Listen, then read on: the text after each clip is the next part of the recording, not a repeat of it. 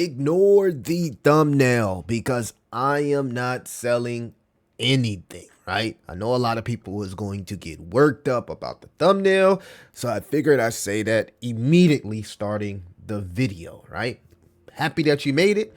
Now let's talk about what I see in the market, because I truly believe that a lot of the bears are celebrating prematurely, and it's okay, right? We are us bulls. We can't always get the W, right? And it's fine. I'm going to explain, right, when my radar, my alarm will go off, and it frankly hasn't, right?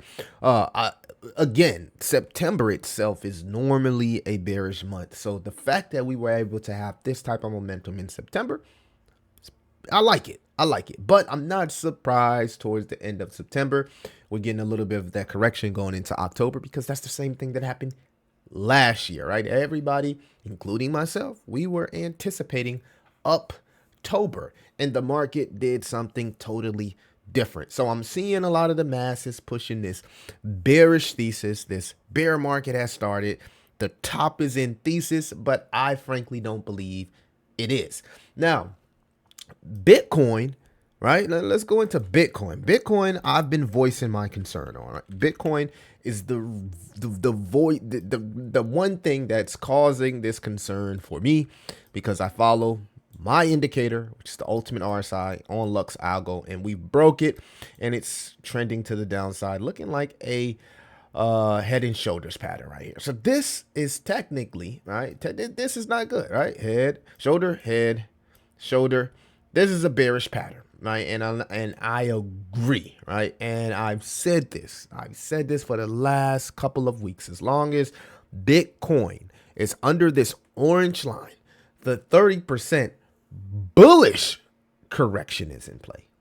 Not bear market, bullish correction. Now, if we go here, and by the way, I believe that the stock RSI is oversold, but then I'm not even talking about like what's happening in the macro, potential Fed cuts, because at the end of the day, I don't think Fed cuts are a catalyst anymore. I think the ending of QT is a catalyst. I've said before, I don't believe that all of these people with the CZ, the Brian Armstrongs, all of these people are dropping new tokens, would drop new tokens headed into a bear market unless they are extraction demons. And I don't think those guys are, right?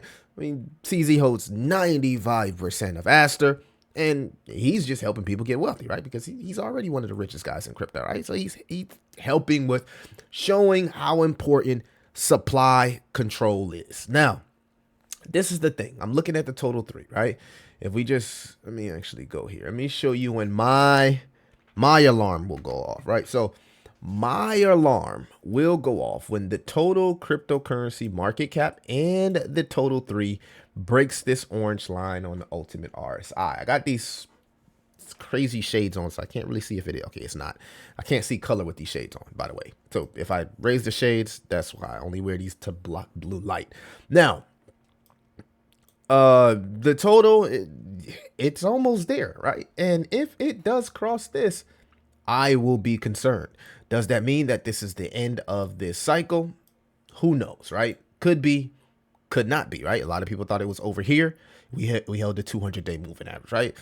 There's still some things we need to hold, but this would be a level of concern, and I'm okay taking a little bit of profits off the table if we do cross this line, and maybe buying back in if we can hold the 200 moving averages on some of these charts here, right? From a TA perspective. So total 3, same thing. We haven't crossed that line yet, and let's check the others because that matters. The others. Now, when all 3 of these cross that line, others is doing good. Hasn't crossed the line yet, but Bitcoin has. And this is why we are seeing crypto markets bleed, because when Bitcoin sneezes to the downside 5%, altcoins go down 70%. Just kidding. They go down like 10, 20%, as you can see right here. Guys, I don't think the market is over yet.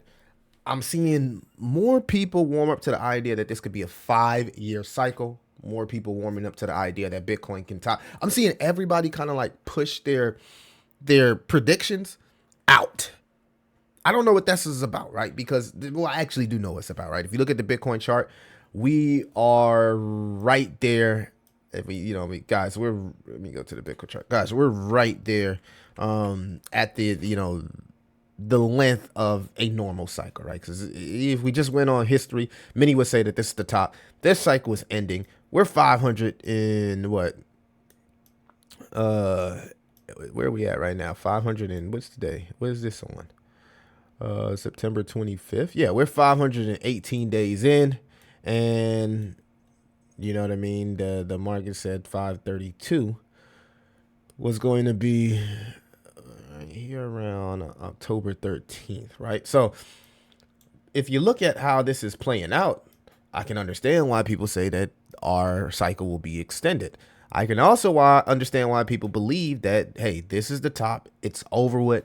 Pack it up, right? Now, I haven't even looked at the stock market, right? Let's look at some things in the stock market, because I haven't looked at some things in the stock market. And to be fair, we need to, right? We need to. I don't think the DXY and the Bitcoin dominance is really playing a factor here. I think that this is specifically exhaustion, because everybody's ready for altcoin season to come, and the institution shaking out retail. And let me tell you why.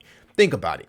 If crypto just went all the way up, we would have so much millionaires and so much billionaires, because a lot of people are invested into crypto.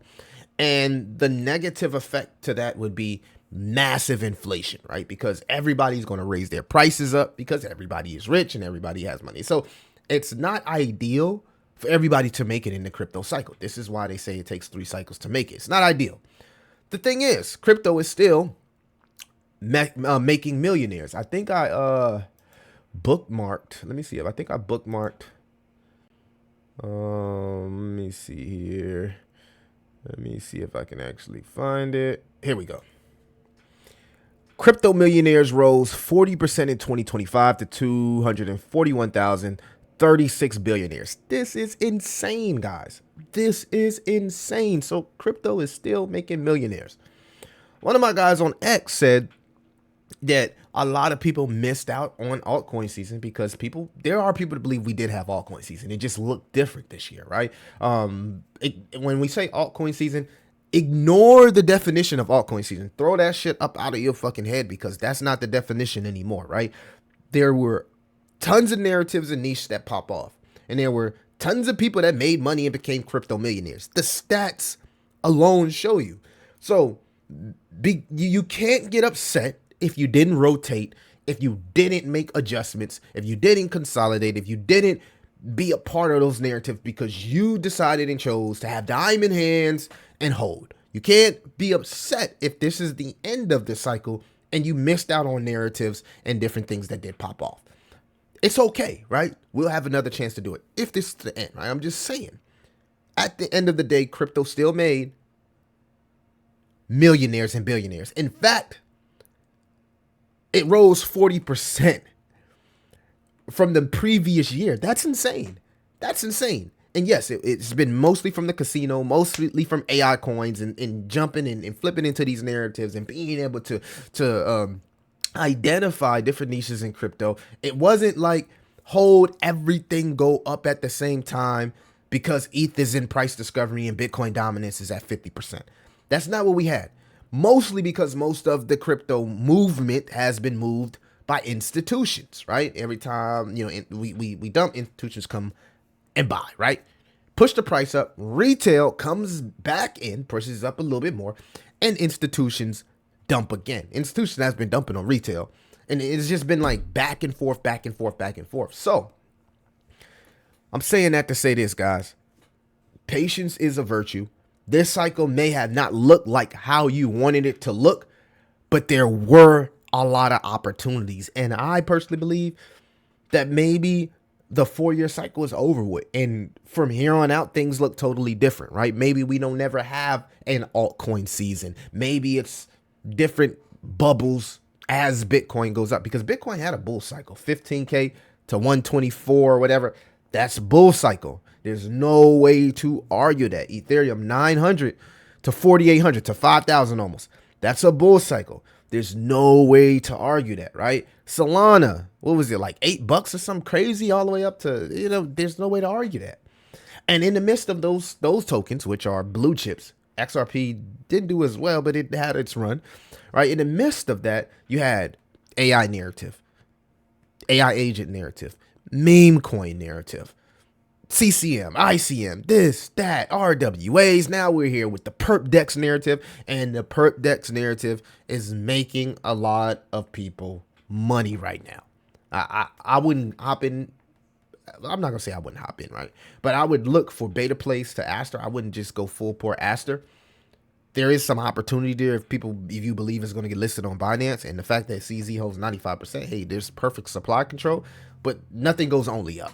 And you have to understand that in crypto. And there's always beta plays to something that's running where you can get into these smaller cap plays. Because I see a lot of people, what they do is they get frustrated. They argue about, oh man, I can't make a 10x or 20x buying this crypto coin. It won't give me life-changing gains. Well, that just means you need to find things with lower market caps. You need to take on more risk, right?